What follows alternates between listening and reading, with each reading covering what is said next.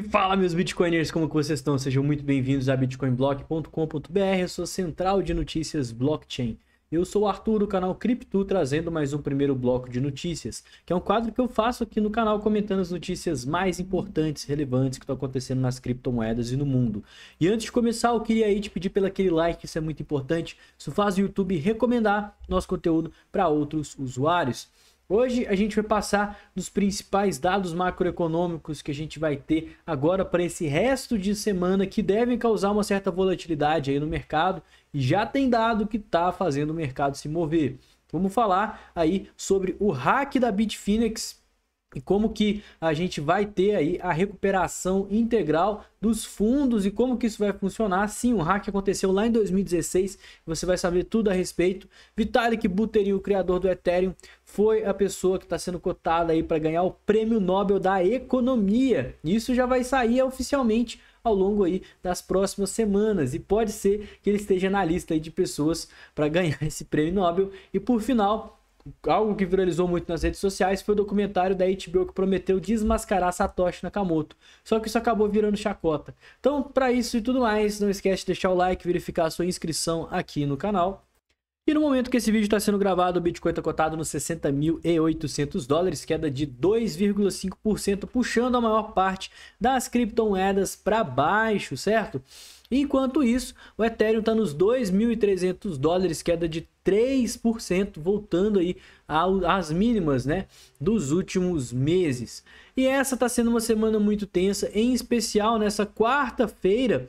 A gente teve a divulgação às 15 horas das atas da reunião do FONC, que foi algo que impactou negativamente o mercado, porque as atas da FONC basicamente é um documento que o Banco Central americano divulga falando dos motivos que levaram eles a tomar a decisão da política monetária na última reunião que aconteceu em setembro. E basicamente a justificativa deles foi que a gente viu um corte de 50 pontos base acontecer, porque o corte deveria ter acontecido em julho. Então foi um corte atrasado e isso acabou abalando os mercados. Além do mais, eles falaram que a partir de agora o foco deles é conseguir controlar o mercado de trabalho e não mais a inflação. A inflação tem um foco menor aí neles, porque a inflação já está bastante sob controle. E os indicadores do mercado de trabalho na última semana também não vieram os melhores. Então, isso aumentou aí a probabilidade de, caso a gente veja um corte na taxa de juros no dia 7 de novembro, daqui a um mês, esse corte seja de 25 pontos base. E aí as pessoas, né, que estavam acreditando que a gente poderia ter corte de 50 pontos base, já começam a mudar os investimentos pensando nessa realidade. Além do mais, hoje, quinta-feira, dia 10 de outubro, a gente vai ter o CPI sendo divulgado e na sexta-feira o IPP, o Índice de Preço do Produtor, dois indicadores de inflação que podem trazer efeito no mercado, principalmente agora que o Banco Central começou a falar que a inflação está sob controle. Então, se isso aqui vier fora da curva, pode ser que desestabilize aí o monitor da taxa de juros. Aconteceu em 2016 um hack da Bitfinex, que era a maior corretora na época. Esse hack ele foi para frente, os bitcoins eles acabaram sendo recuperados pelo governo americano e os Estados Unidos está sob posse aí de 32 bilhões de reais, que é o equivalente a esses 94 mil bitcoins. E agora um documento publicado nessa terça-feira afirma que os Estados Unidos deve devolver esse valor para a corretora e o medo do mercado é justamente esse valor causar ali em despejos em massa. Então nessa notícia eu vou te falar mais se isso tem chance de acontecer, certo? A quantia foi recuperada no início de 2022, inclusive a gente falou disso no canal na época, e quem diria, né, cara? Quase 2 anos já eu tô aqui na Bitcoin Block. É a maior apreensão da história, 94 mil bitcoins de um ataque hacker que aconteceu lá na corretora Bitfinex em 2016, quando o Bitcoin na época valia $575. Esses 19 mil bitcoins valiam 68 milhões de reais e hoje valem 7,6 bilhões de dólares. Esse roubo afetou os clientes da Bitfinex e, obviamente, né, esses bitcoins, a maior parte deles eram dos clientes. Então a Bitfinex não conseguiu honrar aí com o pagamento. Então o que ela fez?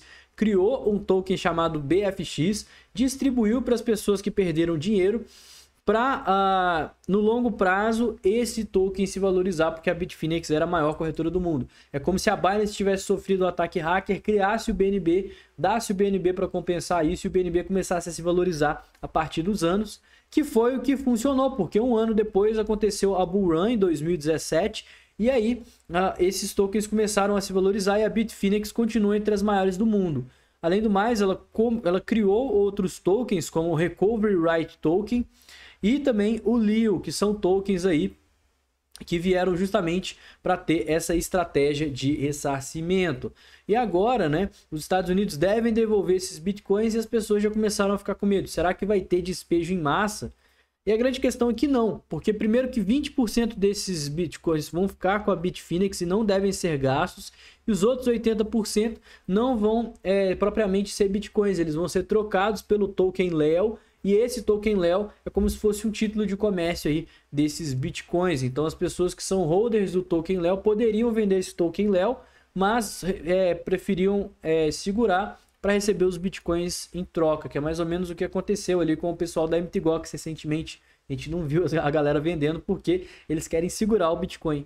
E vale falar que o período para essa restituição acontecer é 18 meses a partir da data de recuperação, que ainda nem foi divulgada. Ainda precisa de ter várias questões jurídicas e também governamentais, impostos para ser deduzido, para depois a gente saber aí quando que vai ser aí essa devolução. Então é água para muito para frente, viu, pessoal?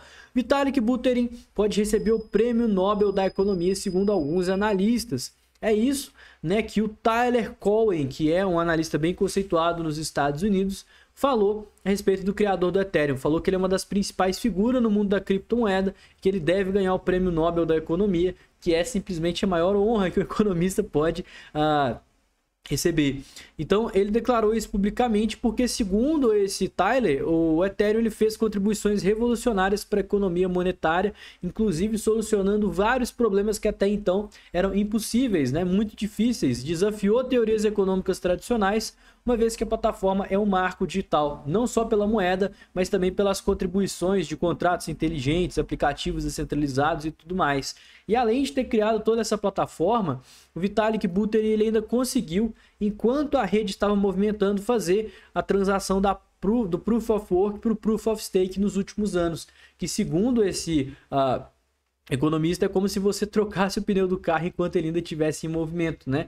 Algo que trouxe, além de toda essa robustez, uma taxa mais eficiente, a eficiência energética, mais segurança para a rede, sem que a rede fosse parada. O Nobel ele vai ser anunciado no dia 14 de outubro, né? As pessoas que são indicadas vão ser anunciadas nesse dia. Então, na semana que vem, a gente vai saber se o Vitalik Buterin pode estar aí, uma das pessoas cotadas para o Nobel da Paz. E para fechar, um assunto que intrigou muita gente foi o documentário da HBO que prometeu desmascarar Satoshi Nakamoto e apontou o Satoshi Nakamoto como sendo Peter Todd. E isso virou uma piada no meio das pessoas da comunidade de criptomoedas, justamente porque existem várias provas de que Peter Todd não é Satoshi Nakamoto. Inclusive, era uma das pessoas que já foi refutado várias vezes que não é Satoshi. Basicamente, esse documentário foi ao ar no último dia 8, na terça-feira, e o documentário chegou na decisão final que o Peter Todd é Satoshi Nakamoto. Ele é um professor canadense, administrador acadêmico, e atualmente mora em Paris, tá? Ele atuou como diretor lá de uma universidade de Paris e também é muito engajado aí nas redes sociais como sendo uma pessoa da área de programação. Ele é um experiente criptográfico. E por conta disso, a HBO levou em consideração algumas falas dele ao longo, né, da sua carreira que dariam a entender que ele poderia ser Satoshi Nakamoto. Como, por exemplo, a suposta aparição dele no blog Bitcoin Talks, onde ele tinha um perfil e ele alternava entre as personalidades, sendo ele e Satoshi Nakamoto. Então ele falava que ele era Satoshi Nakamoto e até teve vezes que ele confundiu no perfil dele, se passando como Satoshi Nakamoto. Ou então ele estava no perfil do Satoshi Nakamoto e falou que era o Peter Todd, alguma coisa assim, mas que todo mundo sabia que ele estava por trás dos dois perfis. Além do mais, um argumento que a HBO usou para falar que ele era Satoshi Nakamoto foi basicamente, durante um bate-papo, ele disse que ele era o maior especialista do mundo em sacrificar os bitcoins porque ele já passou por perdas de bitcoin ao longo da história. E como ele usou o título de maior especialista do mundo, e Satoshi Nakamoto não movimenta a sua carteira já há vários anos com cerca de 1 milhão de bitcoins, eles acreditam que isso aí seria o checkmate que entregaria que Peter Todd era na verdade Satoshi Nakamoto, porque ele perdeu os bitcoins e é por isso que a carteira está sem movimentar. Mas existem várias e várias alegações aí que provam que Satoshi Nakamoto não é Peter Todd. E basicamente, né, mesmo que ele tivesse ali perdido os bitcoins, ele ainda poderia ter acesso à conta dele nas redes sociais, à conta dele no fórum, um e-mail de Satoshi Nakamoto. Isso poderia ser aí uma prova, né? Sem falar que o próprio Satoshi Nakamoto desapareceu completamente aí das redes sociais, tem um trejeito de falar completamente diferente aí do Peter. O lugar, né, que o Satoshi Nakamoto supostamente estava, indicaria que ele estava na Europa, e o Peter estava no Canadá nessa época que Satoshi era mais ativo dentro dos blogs. E no final das contas o próprio Peter Todd falou que as suposições são ridículas e que seria muito engraçado quando a HBO colocasse isso no documentário e ver um bando de bitcoiners assistirem e fazerem chacota igual a gente está falando agora. Vale falar que a HBO também não considerou o fato de Satoshi Nakamoto não ser uma pessoa, em si um conjunto de pessoas ou então um conjunto de entidades por trás, que é uma teoria bastante aceita, né? Tem gente que fala que Satoshi Nakamoto é a junção das maiores empresas lá do Japão, né? A Samsung, Toshiba, Motorola. Então, empresas ali que poderiam estar querendo ter uma revolução financeira. E para muitos ideológicos, pouco importa quem é Satoshi Nakamoto, porque Satoshi Nakamoto hoje em dia não tem nenhuma interferência sobre o Bitcoin. Galera, falando no Bitcoin, a gente precisa ficar de olho em dois cenários que eu já estou falando com vocês nos últimos dias, tá? Ou o Bitcoin supera esse topo prévio e entra, né, engata nessa tendência de alta, voltando a testar os 70 mil dólares, ou então ele reverte a tendência, perde os 59k e vem buscar novas mínimas. Se a gente vê esse rompimento, a gente confirma aqui a cunha descendente e vamos ver aí um outubro muito bom.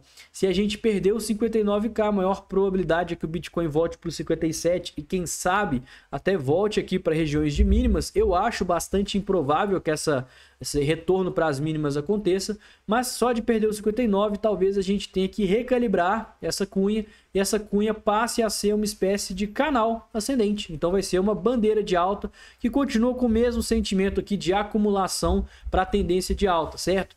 Então, o que vai definir se a gente vai mudar da cunha para o canal ou se vai confirmar o pullback e o rompimento da cunha é o preço do Bitcoin superar os 66.500 ou perder os 59. Enquanto ele estiver nesse meio, ele estará consolidado, portanto, vai ser muito difícil de pensar operar o Bitcoin nesse meio tempo. Então, toma cuidado com volatilidades e pensa que se a gente perder os 59k, não é o fim do mundo, e sim uma última oportunidade que você vai ter de comprar o Bitcoin em preço barato antes da grande alta começar.